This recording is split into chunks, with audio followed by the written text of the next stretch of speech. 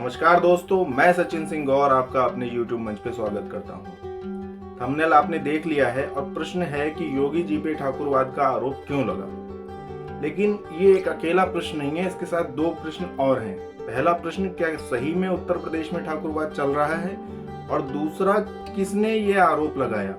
उसके बाद ये तीसरा प्रश्न आता है कि क्यों ये आरोप लगाया गया। तो एक एक करके इन तीनों पे ही बात करते हैं। तो सबसे पहले तो ये बात कि क्या उत्तर प्रदेश में ठाकुरवाद चल रहा है। तो इस पे मैं बहुत डिटेल में वीडियो बना चुका हूँ, जिनका कि मैं लिंक डिस्क्रिप्शन बॉक्स में दे दूंगा। पर यहाँ पर मैं बता देता हूँ कि इस समय उत्तर प्रदेश में ठाकुर जो हैं वो 45 विधायक हैं, जबकि 2017 में 62 होते थे। और जनरली 60 से 80 के बीच में विधायक रहा करते थे, क्योंकि 10% की जनसंख्या है और इतने विधायक आराम से बन जाते थे। लेकिन इस समय सबसे कम है, सिर्फ 45, और एक भी कैबिनेट मिनिस्टर नहीं है। इसके अलावा बाकी मंत्रियों की संख्या भी कम ही है। लोकसभा में टिकट काटे ही जा रहे हैं, वो आप देख रहे हैं। इसके अलावा संगठन में भी बहुत अच्छी संख्या नहीं है और प्रशासन में भी नहीं है। मुख्य सचिव तो हैं ही, जो कि एक्सटेंशन पे बढ़ाए जा रहे हैं केंद्र की तरफ से। डीजीपी भी अपनी मर्जी का वो नहीं रख पाते हैं, और जो डीजीपी हैं वो भी कार्यवाहक हैं। तो संगठन में भी नहीं है, प्रशासन में नहीं है। तो इसका कुल मिलाकर के मतलब ठाकुर कहीं है नहीं ज्यादा मजबूती से, और जितने की जनरली वो होते थे उतने भी नहीं है। तो इसलिए ऐसा कहीं कोई ठाकुरवाद चल नहीं रहा है। जहां तक ये जो एक लिस्ट निकाली जा रही है आजकल के सिंह टाइटल वाले जो अपराधी, इन पे कब कार्रवाई होगी, तो ऐसे और भी बहुत अपराधी हैं। अगर ये लिस्ट निकाली जाएगी तो इसमें और भी बहुत सारे मिश्रा, दुबे, तिवारी और यादव और इस तरह के बहुत सारे टाइटल्स आ जाएंगे। तो ये एक सिलेक्टिव लिस्ट निकाली गई है, तो इसका कोई औचित्य नहीं है। और बहुत सारे ठाकुर अपराधियों पे कार्यवाही हो चुकी है, उन पर होती है तो उसको दिखाया नहीं जाता है, वो भी सिलेक्टिव तरीके से छुपा दिया जाता है। तो पहले प्रश्न का उत्तर है कि कोई ठाकुरवाद उत्तर प्रदेश में नहीं चल रहा है। और यदि ठाकुरवाद चल रहा होता तो पश्चिम उत्तर प्रदेश में जो विरोध किया जा रहा है बीजेपी का, वो क्यों किया जाता। उससे स्पष्ट है कि कोई ठाकुरवाद नहीं चल रहा है, बल्कि इस नैरेटिव को बना करके उनको टारगेट किया जा रहा है, उनको राजनीति से समेटा जा रहा है, उन्हें हटाया जा रहा है, उनके पद, टिकट और प्रशासन में, संगठन में, सब जगह से उनको काटा जा रहा है। तो कोई ठाकुरवाद नहीं चल रहा है। अब दूसरा प्रश्न है कि यह आरोप किसने लगाया। तो यहाँ पर देखिए, इस समय जो देश में स्थिति है उसमें मोदी जी के बाद सबसे लोकप्रिय और जनाधार वाला कोई नेता है तो वो है योगी आदित्यनाथ। अब दोनों का कंपैरिजन कीजिए तो मोदी जी जो है वो प्रधानमंत्री हैं, उनके पास बहुत सारे रिसोर्सेस हैं, बहुत सारी पद की अपनी ताकत है, और इसके अलावा पूरा मीडिया भी उनके नियंत्रण में है। मीडिया में आप खबरें देखिए, सारा दिन क्या चलता है कि मोदी का मास्टर स्ट्रोक, मोदी ने ये करा तो चाइना में खलबली, ये करा तो पाकिस्तान में खलबली मच गई, पाकिस्तान भी बोले मोदी मोदी।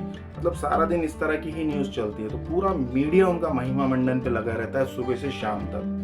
और इसके अलावा पार्टी तो है ही पूरी की पूरी जो मोदी मोदी करती है, मोदी की गारंटी, मोदी सरकार चारों तरफ। अब कंपेयर कीजिए योगी जी को, तो कहीं कुछ है ही नहीं, उसके बाद भी वो व्यक्ति लोकप्रियता में दूसरे नंबर पर है। तो अगर सही और फेयर उस पर कंपेयर किया जाए तो वो नंबर 1 पर है। तो इसलिए उनको डाउन करने का एक तरीका ढूंढना था। तो कोई तरीका तो है नहीं, भ्रष्टाचार के आरोप आप लगा नहीं सकते, परिवारवाद के आरोप लगा नहीं सकते, किसी भी तरह का कोई आरोप नहीं लगा सकते। तो ढूंढ ढांड कर ये जातिवाद का या ठाकुरवाद का आरोप लाया गया। और अगर ऐसे ही था तो ये आरोप पहले भी लगते, वो कोई राजनीति में नए तो है नहीं, 25 साल से हैं, पीछे तो कभी कोई आरोप लगा नहीं। मुख्यमंत्री बनने के बाद ही लगा, और मुख्यमंत्री बनने के बाद भी 2020 के बाद लगा, खास करके विकास दुबे जो एनकाउंटर हुआ उसके बाद। तो इससे स्पष्ट है ये बाद में लगाया गया। तो किसने लगाया में ये है कि जो लोगों को उनकी लोकप्रियता से, जनाधार से खतरा है, उन लोगों ने लगाया। और जातिवादी जो मीडिया है, जो खुद घनघोर जातिवादी है, उसके माध्यम से लगवाया गया, क्योंकि मीडिया पूरा कैप्चर में है। क्या ठाकुरवाद है, तो इसका आंसर है नहीं। किसने लगाया, तो वो ये स्पष्ट हो गया किसने लगाया और क्यों लगाया। अब सबसे इंपॉर्टेंट क्वेश्चन है कि ये आरोप क्यों लगाया गया। तो ये आरोप सेकंड क्वेश्चन से ही जुड़ा हुआ है।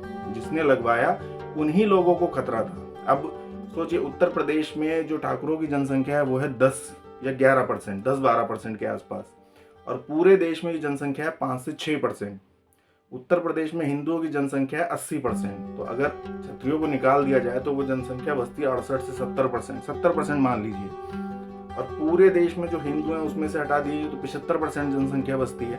तो जो आदमी 80% जनता का प्रतिनिधित्व करता है, 80% जनता के बीच लोकप्रिय है, उसको सीमित कर दो सिर्फ 5 या 10% में, देश में 5% में और प्रदेश में 10% लोगों के बीच में, कि उन्हीं का ये नेता है, तो उसकी लोकप्रियता को, उसके जनाधार को, उसके कद को डेंट पहुंचाने की कोशिश है ये। क्योंकि मान लीजिए अभी जैसे प्रेशराइज किया जा रहा है, जैसे पहले खतरा था कि वो विद्रोह कर सकते हैं, अलग पार्टी बना सकते हैं, तो अभी ऐसा कुछ करे तो क्या होगा? तो कुछ नहीं होगा, क्योंकि बाकी लोग उस तरह से जुड़ेंगे नहीं, कहेंगे ये तो ठाकुरवादी आदमी है, जातिवादी आदमी है, तो बाकी लोग उस तरह साथ नहीं आएंगे।